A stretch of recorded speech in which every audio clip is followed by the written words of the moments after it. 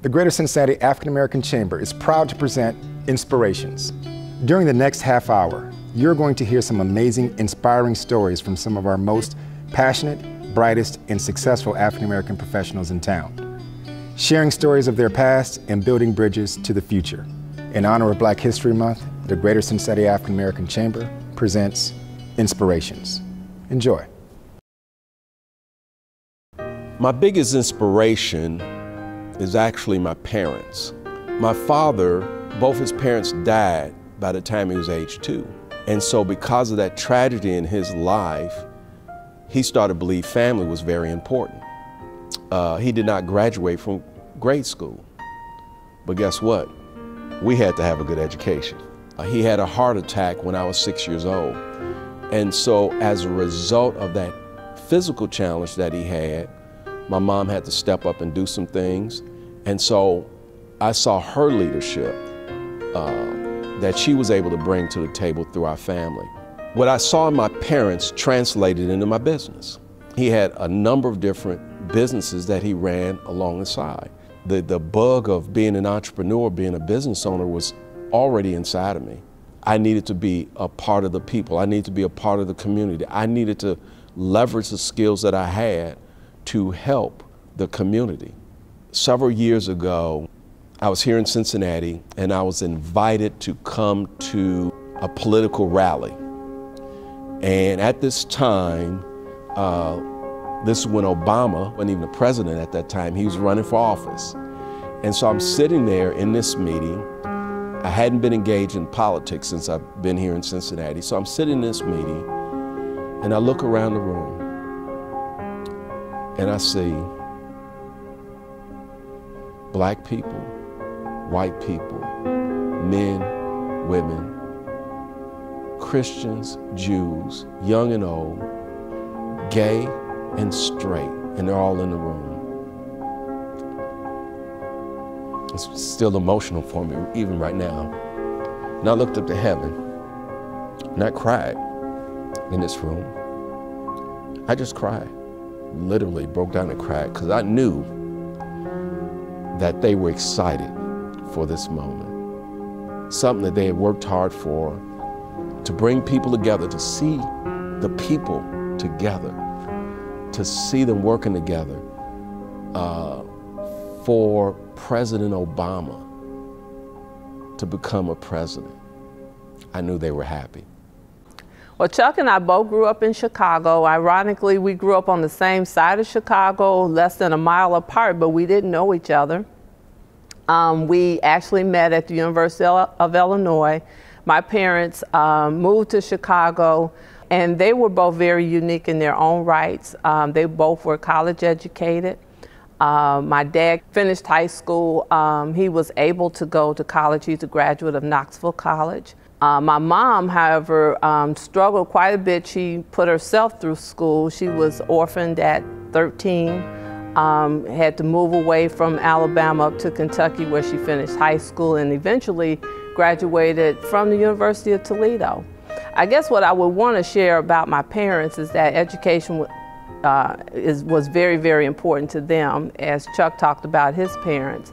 I have a unique opportunity to work with my husband every day. It didn't start out that way. In fact, we were married a very long time, 25 years before we started to work together. And so there was a challenge at first. The good part about us working together is that I already understood what he did. It's been a wonderful experience. I feel like I'm contributing to not only our business success, but our family success, because that's why we're doing what we're doing. It's to leave a legacy for our children and our children's children, and to make an impact in the community. So I can say honestly that it's been very rewarding. Well, there are probably two people that, if I had an opportunity, that have gone on to glory, if I had an opportunity to share with them how important I thought they have been to me, it would have been Mr. Perry and Reverend Milton. It was almost as if Mr. Perry passed me along to Reverend Milton in my growth. And both of those men were instrumental for me to be able to make it. And the work that I do today in Avondale and the opportunity that we have at ACDC, it's because of that early work that those men did in Avondale. Mr. Perry at Rockdale, Pastor Milton at Southern Baptist, and even the recent passing of Reverend Wallace. And you know, I take it like that. And ACDC didn't come about by accident. It's a lot of work from a lot of people. And I take the opportunity to lead this organization in that regard. And something that I see is my job to return the blessings that God has given me. As we build the ACDC, we're really looking to walk behind our talk. We're really looking to be a company that has a lot of integrity behind it. This organization is my opportunity to put all of that into reality and to share with my son and other kids that are growing up in Avondale that we too can be successful. We too have what it takes. Well, the person who inspired me the most is my dad, the late James Edward Ellington Sr. My dad came from very humble beginnings. He only completed the 8th grade in education in Tuskegee, Alabama. Moved to Cincinnati in the early 50s. He began working at General Electric as a janitor, but he went to school and became a machinist. And while he was working his job at GE as a machinist, my dad always owned a business. He had a cab company, he had a trucking company, and ultimately he started a construction company. And while my dad was still at GE, he worked the 3rd shift and he'd get off of that job and then go run one of his businesses, either the trucking company or the construction company. So having this extreme work ethic was important in our home.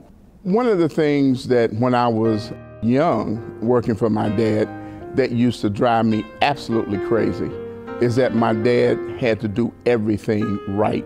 I mean, just right. If it wasn't right, we weren't going to do it at all. And when I got older, I'm thinking time is money. And you know, if we do this, if we cut this corner, we could make more money, do it less time. And my dad's position was, no, if we're going to do it, we're going to do it right. Even when there were times when my dad turned business down because it wasn't going to be approached the right way. So the idea was, if we're going to do it, we're going to do it right. And so today, I get it. We have to, if we're going to do business, we have to do it right. The company that I started 12 years ago is Ellington Management Services. It's an economic inclusion and diversity consulting firm.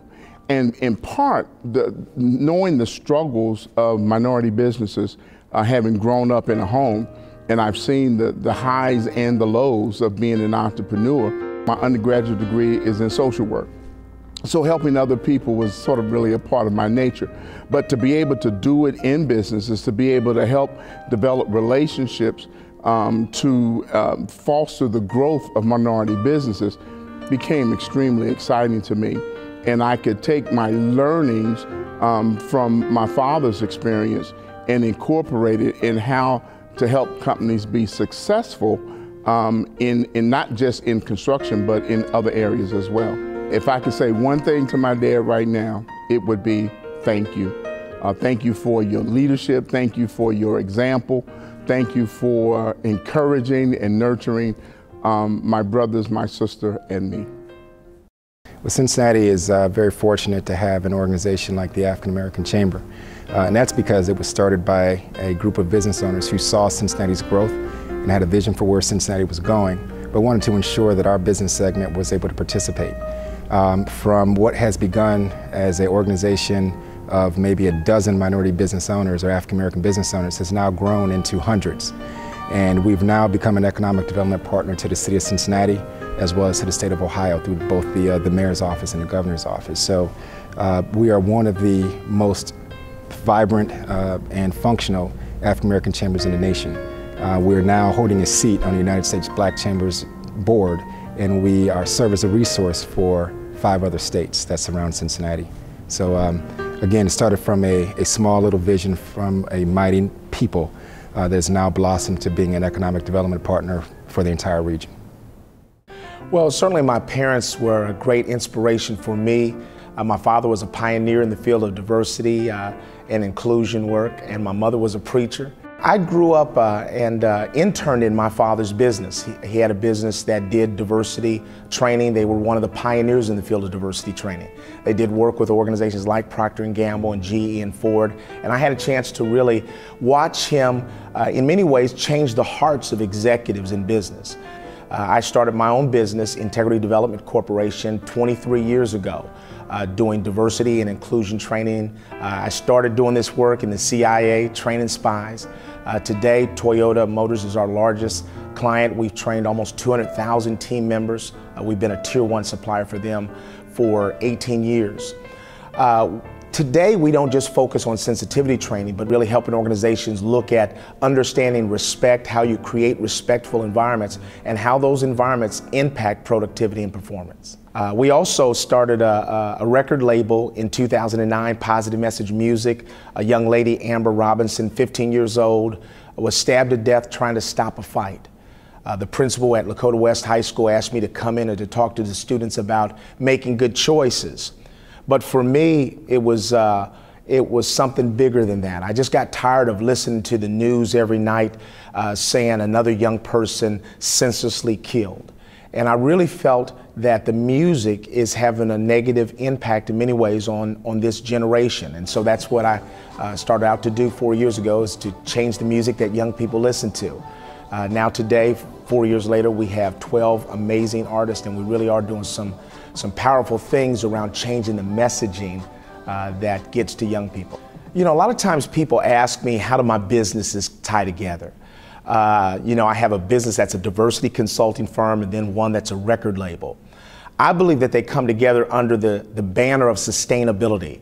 As organizations look at their future, it really is about creating successful environments, creating healthy environments that respect your people. But then it also looks at who is going to be your future workforce. And we believe that a lot of the work that we're doing with music is really helping to improve the values that young people have. And so those two come together. As I think about my parents, both of them being my heroes, I watched my mother be in a nursing home for 12 years, and never, not one time that I visited her was she ever sad or down. She was always excited. She was always glad to see us. If they were alive today, I'd hope that they'd be proud of the way that I've raised my children. I've been married for almost 25 years. I've got 4 wonderful children, and I'm trying to instill the same messages in my children that my parents instilled in me. As far as inspiration, there are a couple of people. Number one, first and foremost, is my father. He's the most inspirational person just because of seeing his sacrifice for the family and everything he did for us. It was growing up. He's also the first person I've seen that really took care of other people.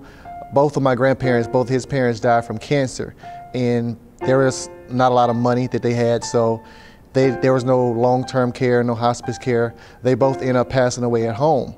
And my father gave of himself so much and took care of them. You know, he went down every day and changed them, bathed them, did everything he needed. So that inspired me to really be a person that gives more of yourself and put other people ahead of you. And watching my father, the way he cared for his parents and the way he cared for us, it served as an inspiration as I chose to choose my field that I wanted to go into, to be in a position where I can care for people. And from a business standpoint, the biggest inspiration that had me going into the healthcare field was my uncle, Joe Hackworth, who's a cardiologist here. And he, as far as I know, he's the first doctor in our family.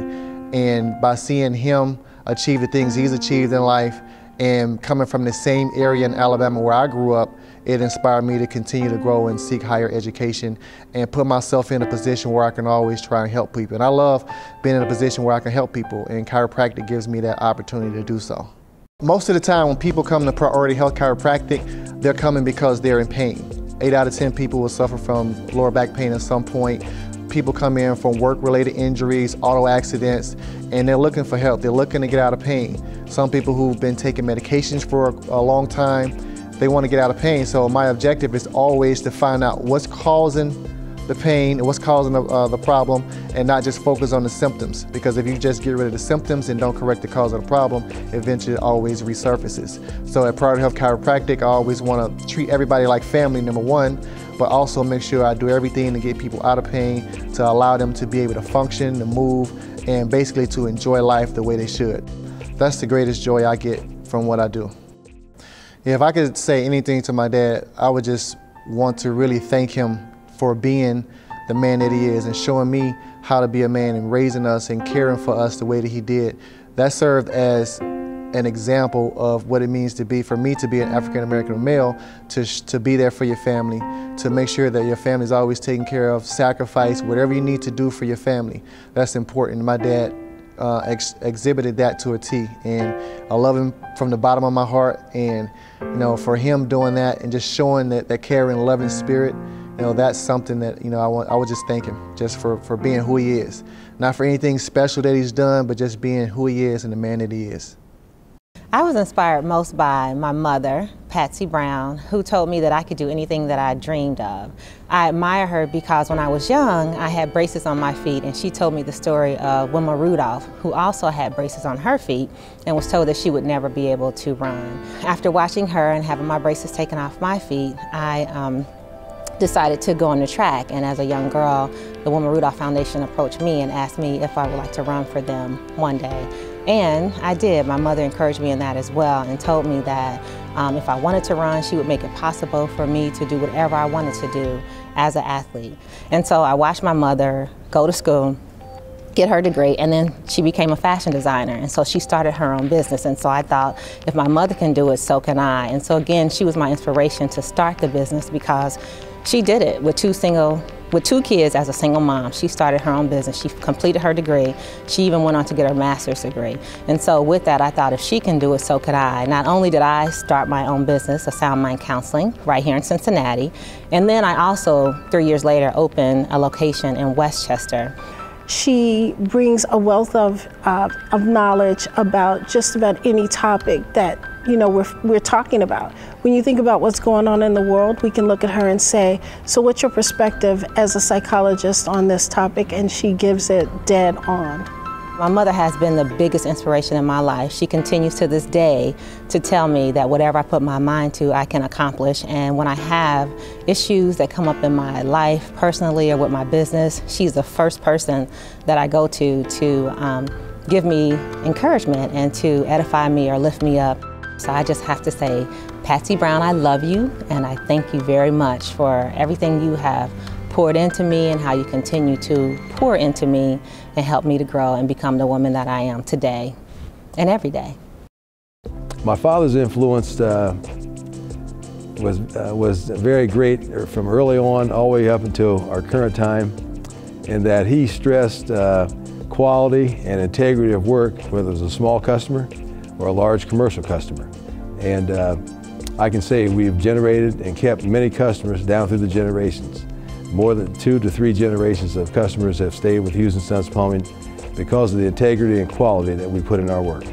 One thing that I appreciate that was passed on to my father, and that was the ability to juggle a number of things, but keep your family first, keep a spiritual connection with the Spirit of God, and to treat customers in a very respectful manner, showing integrity in all that you do.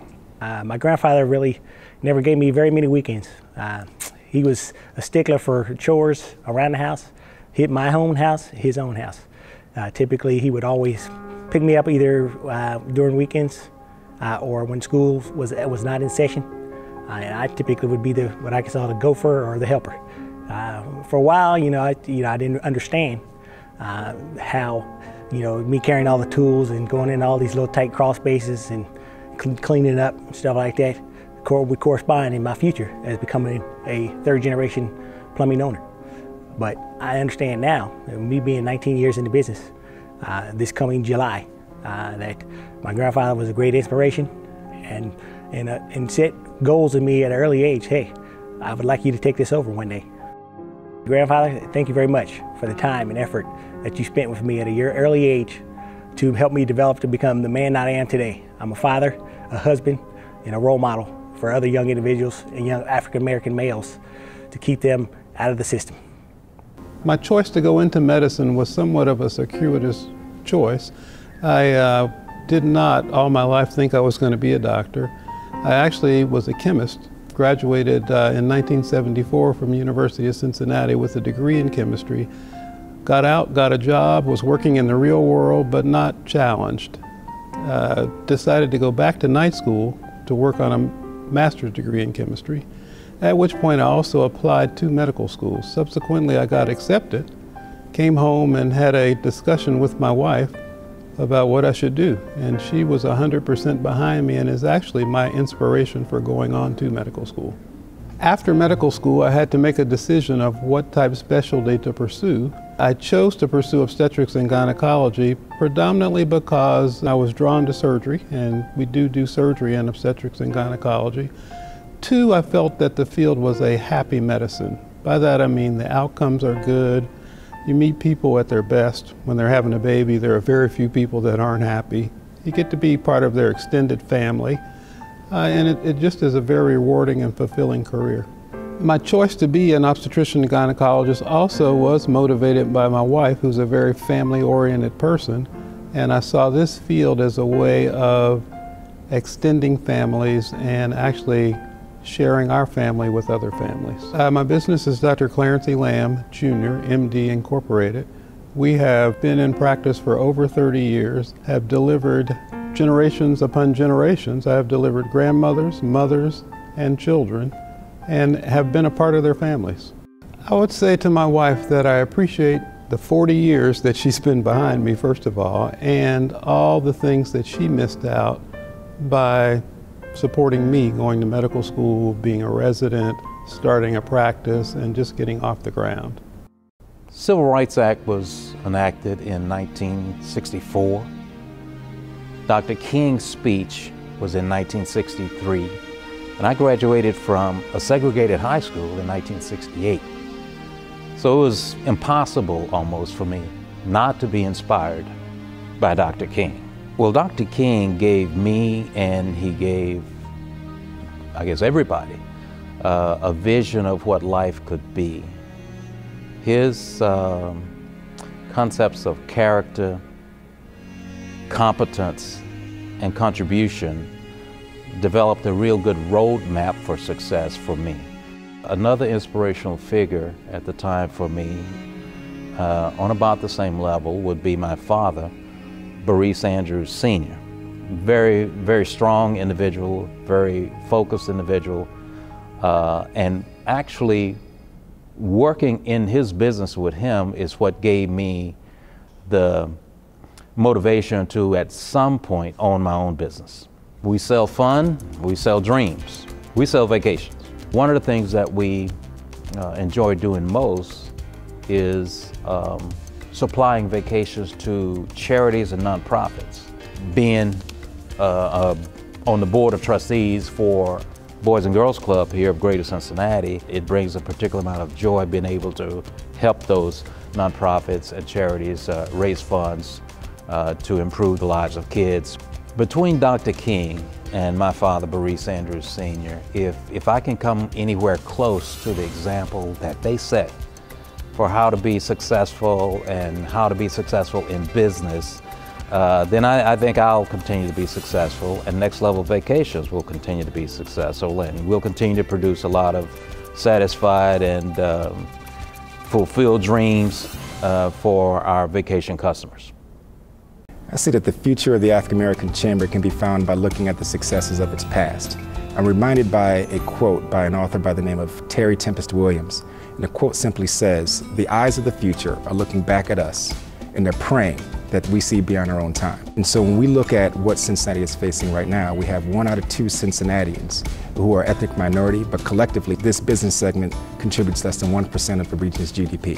When we benchmark our city versus other cities, we rank 11 out of 12 in our peer markets in terms of minority business development. And when we look at the continuance of health disparities, economic and socioeconomic disparities among African Americans, what we are now finding is the fact that the vibrancy and the health of our region is intimately tied to minority business. When we start to think about our future, what we have to remind our business segment is that we need successful entrepreneurs who have successful enterprises. The voice for the future would say that we have a lot of optimism because Cincinnati has done it before, and I'm sure that we have the leadership to get it done again. My interest in the academic life and in education grows out of a kind of approach to being well-rounded in life. And I bring that approach to my work here at the Freedom Center so that while I never really envisioned years ago of becoming the head of an institution like this with this museum that we house here, for example, I've always seen myself as an educator. And during the time that I served as a dean of a School of Divinity, Howard University's Dean School of Divinity in Washington, and while I served as president of Shaw University in Raleigh, North Carolina, I always was open to broader opportunities to provide educational leadership. And so I am here today being very, very consistent with my sense of calling, both as it has to do with an avocation and a vocation. We are getting ready for our 10th anniversary year celebration. And we are planning a number of very, very wonderful activities that will help us to make the center become all the more dynamic as it enters its second decade of life. We've come into the possession of a first edition of 12 Years a Slave, the book, the autobiography by Solomon Northup, which we are going to use to enhance all the more our Solomon Northup tour, which should excite people given the forthcoming Oscars, and we expect the movie that just came out to get more play. We have a wonderful event coming up on February 24th, Monday evening, dealing with hate crimes in America, and that will help us to focus on contemporary issues related to freedom and to draw even more attention to our Invisible Slavery exhibit and the kinds of issues that we're dealing with in the world today as it relates to sex trafficking and human bondage and the attempts to free people even now. Those are at least a couple of the things that I want to mention and encourage people to come out to see even our quilt exhibit that's been here for a while now and see how each of those 85 quilts can speak to some aspect of Black history during the month of February.